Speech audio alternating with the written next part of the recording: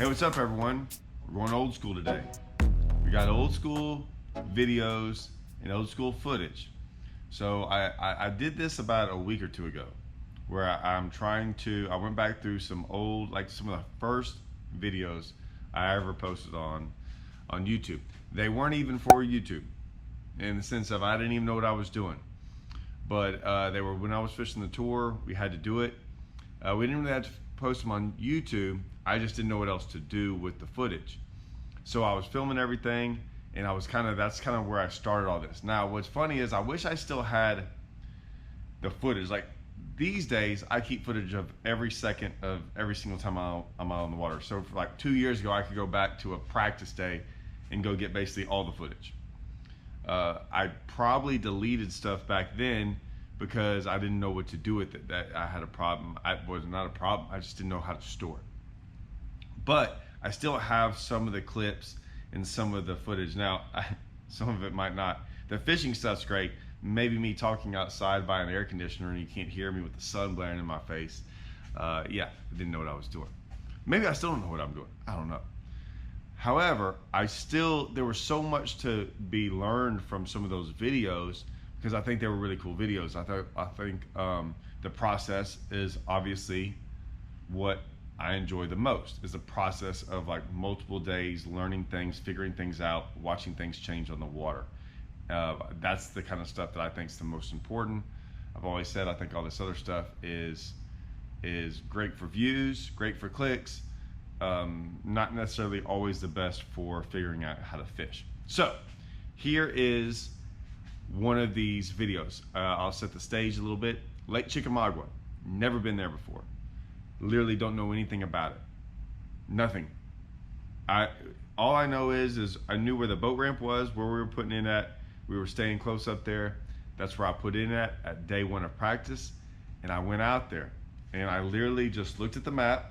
I hope y'all take what I say as the truth, in the sense of when I say I know nothing, I still to this day don't know the names of any of these creeks anywhere. So if you ask me, I might not know. I might be able to describe it to you. I mean, I know where it is in my head on a map, but I have no idea where these places are, the history behind it. I just knew Lake Chickamauga was good. All I know is I looked at the map, saw some backwaters. It's the springtime. And so I hooked a left and I went north up the river, not too far, and went into this, looked like some backwaters. Like you got the river there, and I found a little opening and it opened up and I just started fishing. I found grass right away and started throwing in the grass. So this is literally within the first 30 minutes of me getting to Lake Chickamauga. Here we go. So at the time, when I find this grass, I'm just like, oh, okay, I know what to do with this stuff. So I'm throwing my hybrid hunter around, I'm throwing a thunder cricket around, and I'm just kind of going through. Like I said, I don't even know if what I'm doing is right. Going along, and I eventually finally get a bite. This is literally my first bite on the chick, and this is what happened.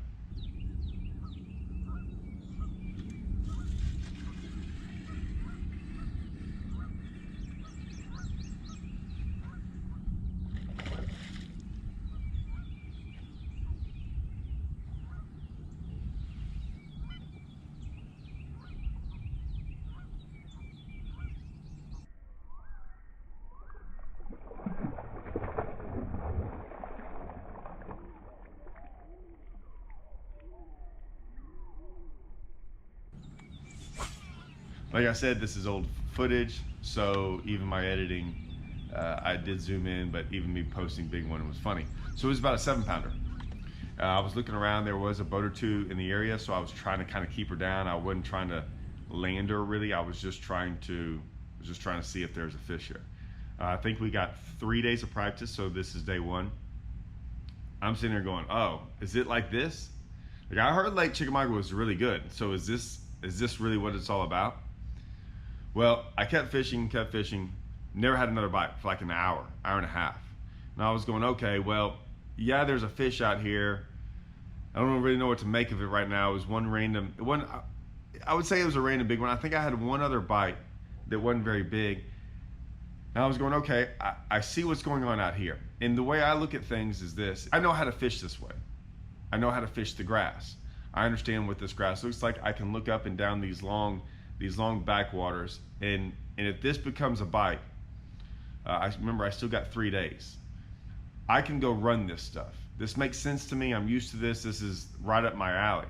So I'm going to instantly change and go do something different, because like I said, if I go do 3 or 4 things different on day 1 and none of them produce a fish, I can just come back and do this on day 2, day 3, whatever, and dial it in more. But for right now, I'm like, okay, it's an option. That's how I do things. Like, okay, these are options. Let me see what the best option is over a course of 3 days. So instantly, what am I going to go do? I'm looking up there. I'm going, springtime.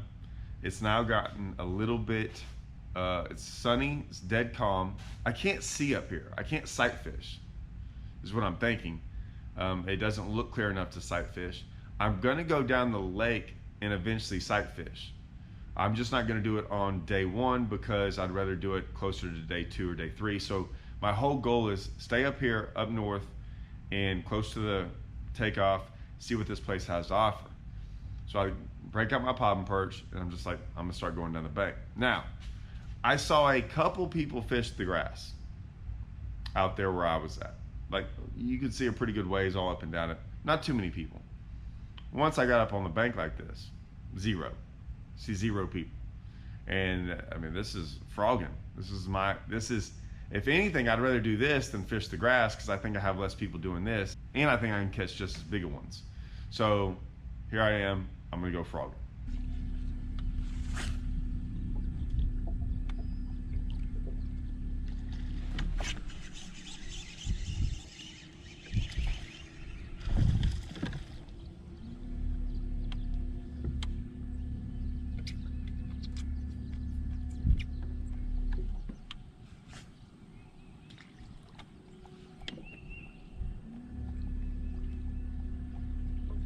As I'm frogging along, there's a couple things to remember. One, I love the frog because I hooked that other fish on a thunder cricket. I don't have to hook any of these. I can see how big they are. I usually can get pretty close because you can see them. I can shake every one of them off. I can do it for a little bit. Frogging to me especially if you start getting multiple bites, it becomes a pattern, rarely an area. I mean, it's an area, but if you can if I can go down the bank and do it, even better. And to me, that's more of a pattern. So I'm going down the bank, I start getting bit, I'm shaking fish off. I was down there, but there is another coaster boat. Yeah. What was he doing? Hey, running down the dock. Yeah, it might have been me. I believe it was. On the right side of Harrison Bay, down towards the bottom of it. Right Past trees, right past the big one. Yeah, that was me. You doing good down there yesterday? Did you see me in the? Which one did you see me in? Hold on. I know you're trying to get it off.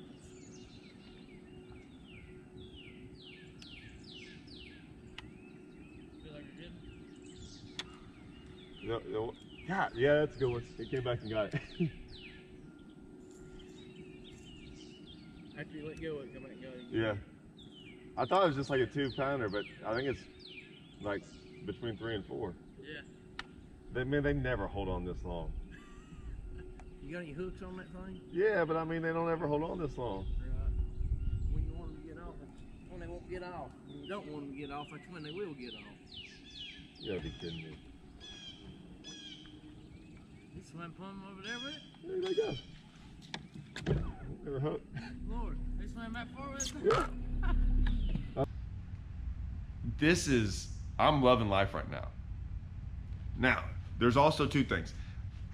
If I fish the grass and get bit like I did with the thunder cricket, that was there pretty early in the morning. Now, it wasn't like super early, but it was early. It was my first stop.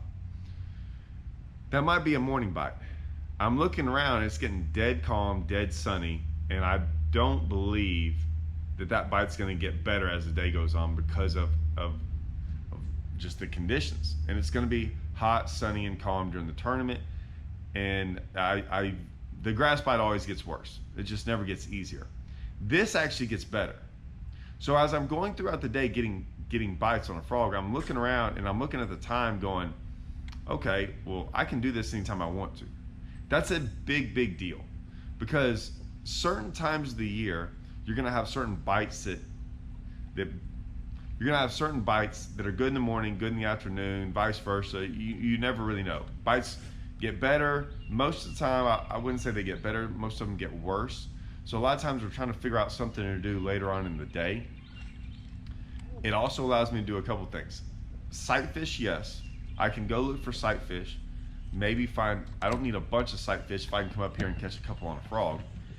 I think I can come up here anytime I want to and catch some on a frog, because it seems like the time of day doesn't matter.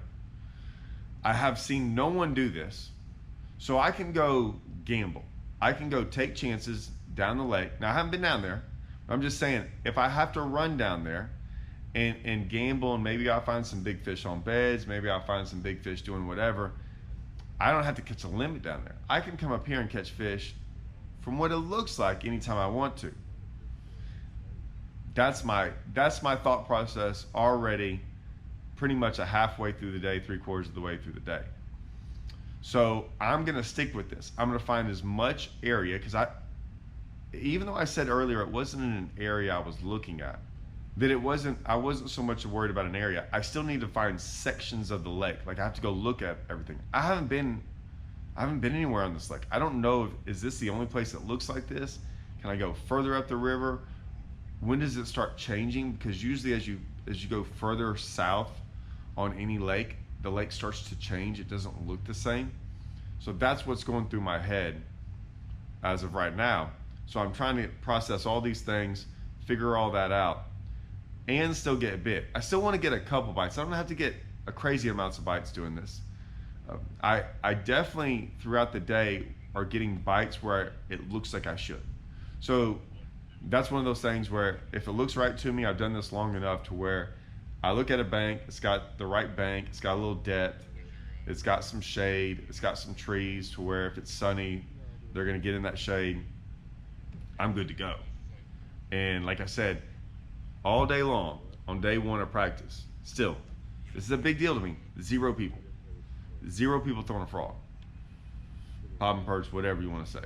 So this is where I'm going. This is where I'm headed. This is where my mind's at. This is about the best day one I could have asked for. Now, I did go try fishing the grass some more and doing some different things. Nothing really caught my eye that was really that great. Here's the things I've noticed, and this is going to be important later. The banks I was catching them on were not on, they were, if you look at the banks, there were 2 types of banks up there. I would say, I don't want to call them open banks, but there were these banks that they were just dirt banks to a degree with trees, logs, lay downs, some shade, and you could get right to the bank. And then the complete opposite of that were these reed banks. So almost no logs on the bank, all reeds. And it would just be reeds for miles. Now, I went through a frog around some of these reeds. Never had a bite. I want to say this. I'm not saying I did the reed thing. I'm thinking about it. I did the reed thing enough. And here's my point. If I went through on those other banks, I got bit within maybe 5 minutes, maybe 30 minutes. But I got bit. I tried multiple banks with reeds. 0 bites. 0. What did I start off the video first saying? I know nothing about Chickamauga. 0. I don't ask anyone, I don't care. Sometimes it's good, sometimes it's bad. In my head, these other banks that no one's really fishing, I like those banks. Every time I look at those reeds, the reed banks are shallower. They aren't as clean. They're like a little bit dirtier. I've always noticed that when you get around banks with reeds, they're always a little bit dirtier than other banks for some reason. I'm not sure what that is. I see a lot more people fish them. I've thrown a swim jig on them. I've thrown my popping perch on them. Did I flip them? I didn't flip them that much because I saw a lot of people flipping them. I did a little bit. I don't want to sit there and get in a rat race with everyone doing circles with people flipping reeds. It's just not my thing. Not when I'm already getting bit doing something else that they're big ones and no one's doing it. So I'm gonna continue, like I always tell y'all, I'm gonna continue going down banks with reeds. I want to make sure that that's not the deal, but so far it is the only place I really can't get a bite. So I do that throughout the next 2 to 3 days. There were some other days I went down south and did some stuff, but I mean, I always kept that in the back of my head. And there's a lot of banks with reeds, tons. I mean, you'll go into some pockets and the whole thing's reeds. I know they get in there, but it's just not happening for them. So that's what's going through my head already on day one is, like I said, I can see these other banks, they make sense, the reeds don't. There's grass, I'm getting that. I understand where to get bit. When I say they're big ones, they're big enough. As in, I've had quite a few fish, 3 to 4 pounders. I think if I just do it, and I'm leaving these areas when I get bit, I'm not sticking around. So I'm thinking, man, if I do this long enough, that's gonna be a fairly good average. I may catch some big ones frogging. Just know I am. So that's going in after day 1. Day 2 and day 3, I'm gonna combine. They get very interesting. I think this is gonna be a really cool little bitty small series. This is gonna be a little short, quick, small series of events. And I'll show you what happens on day 2 of practice. All right, see you guys.